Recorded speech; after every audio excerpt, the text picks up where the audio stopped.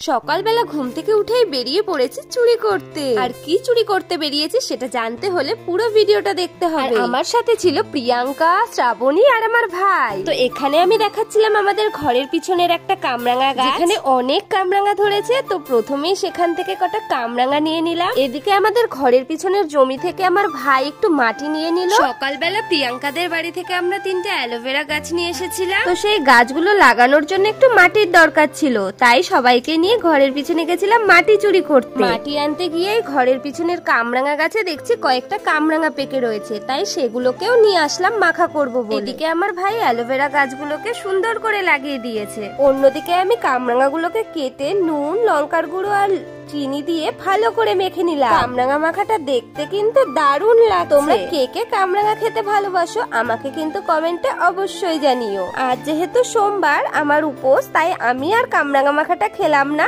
ওদেরকেই দিয়ে দিলাম।